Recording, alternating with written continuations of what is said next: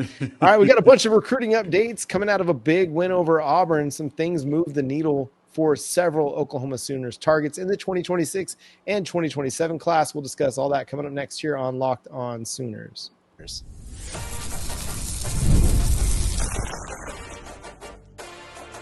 You are Locked On Sooners, your daily podcast on the Oklahoma Sooners. Part of the Locked On Podcast Network, your team every day.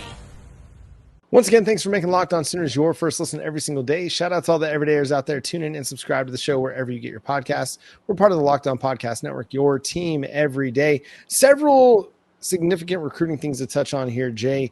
Let's start with this one. With the Mike Gundy firing, there are several guys that were Oklahoma targets that ended up committing to Oklahoma State.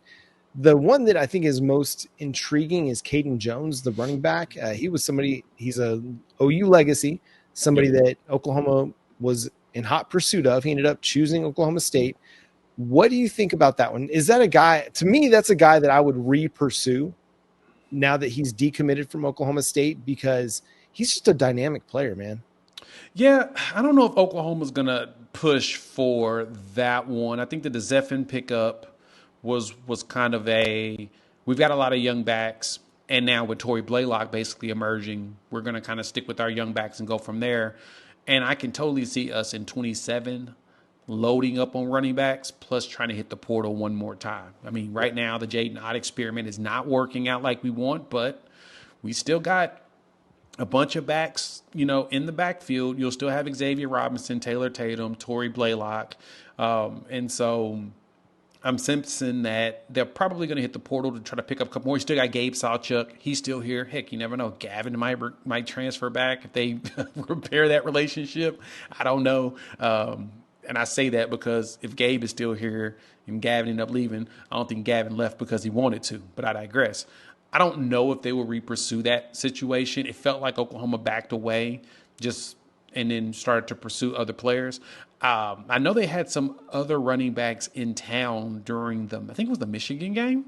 So there's a chance that they have somebody on the docket they may go after. I just don't know if it's going to be Kaydin Jones. Sticking in the 2026 class, Daniel McMorris, the Norman North prospect, who was initially committed to Minnesota, decommitted late in the summer, and has been one of the hot targets in the 2026 recruiting class with just a few months until the early signing period. Texas Tech was making a big push. Well, now the projections seem to be favoring the Oklahoma Sooners.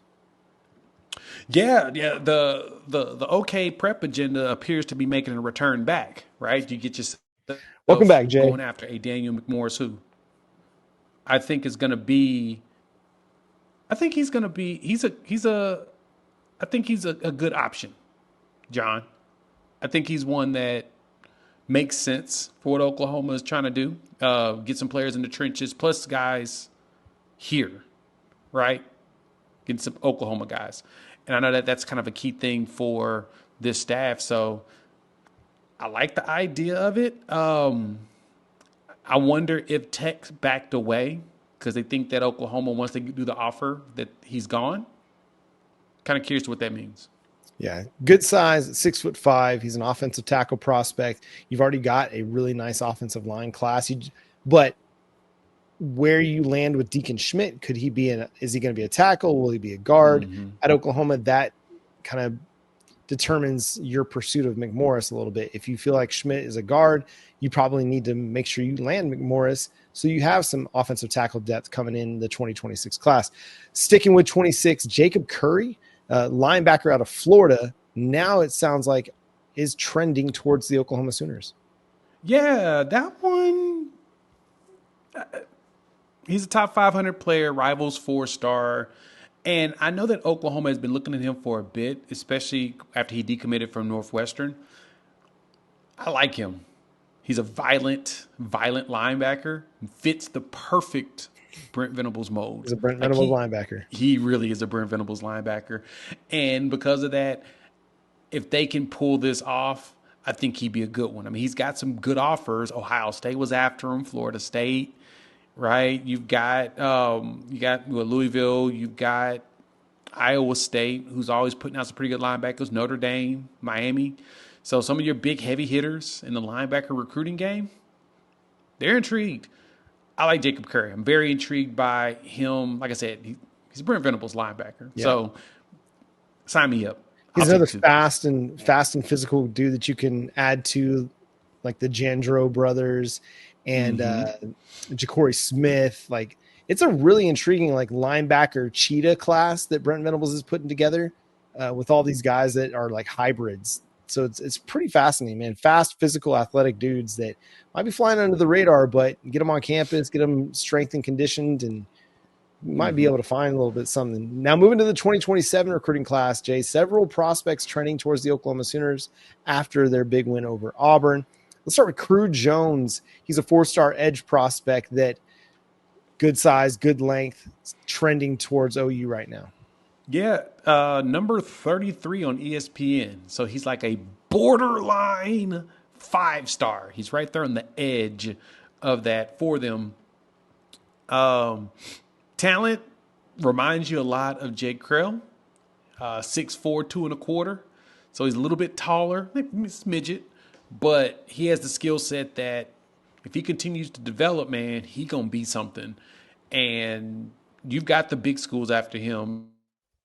You've got Tennessee, A&M, Ohio State, Oregon.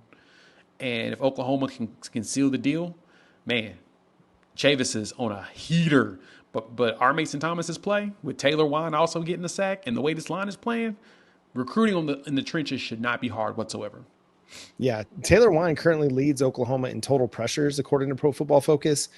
And if you're looking to develop, maybe Oklahoma is the right place for you. So, yeah, Krew Jones is a very intriguing prospect, 6'4", 225, already has really good size on him as a junior in high school. He's in his junior year, so still even has more time to grow and develop and get stronger and faster and all that jazz. So the player that Oklahoma is trending for now could even be bigger, stronger, faster by the time he gets on campus in a year and a half.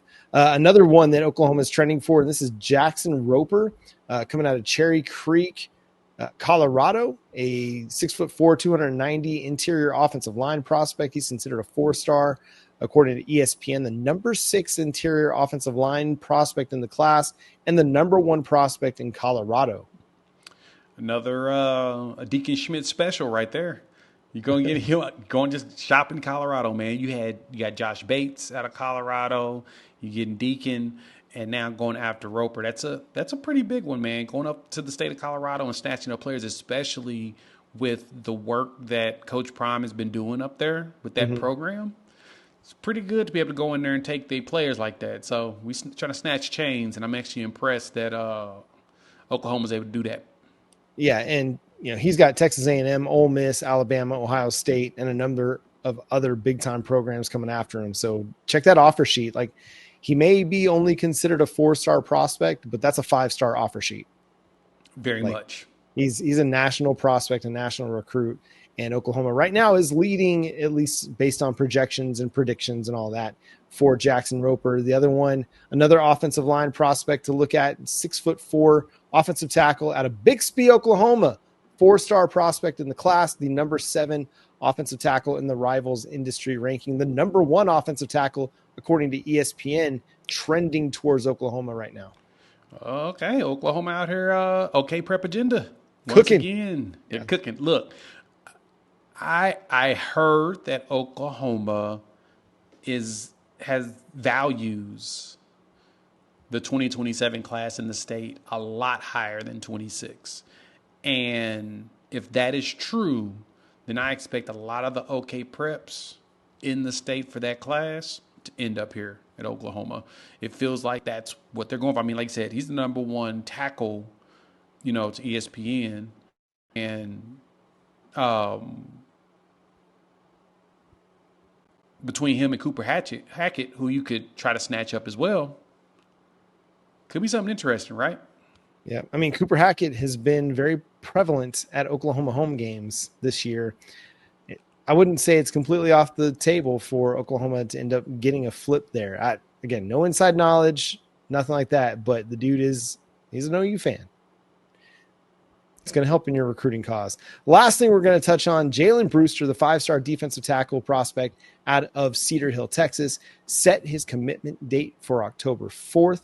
This is a big-time recruiting battle that the Oklahoma Sooners in. He hasn't dropped a top 5 or a top 3.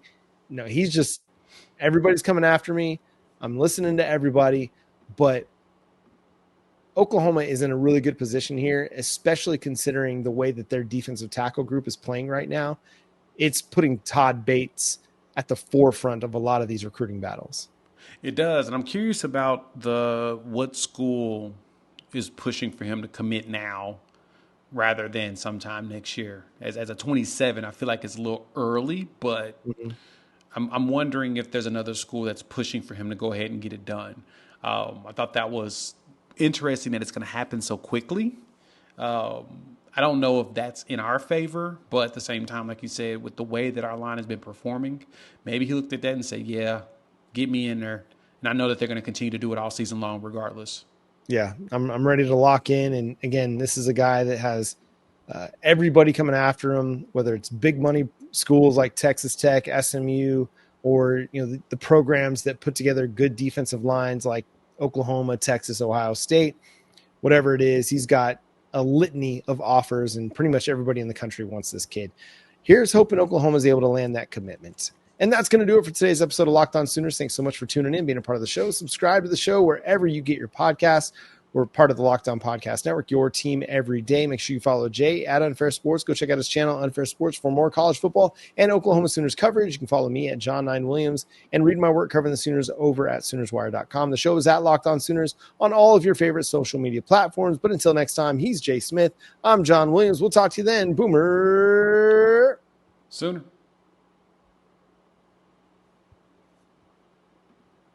Can't believe we're already talking 27. It's crazy. The year is flown by.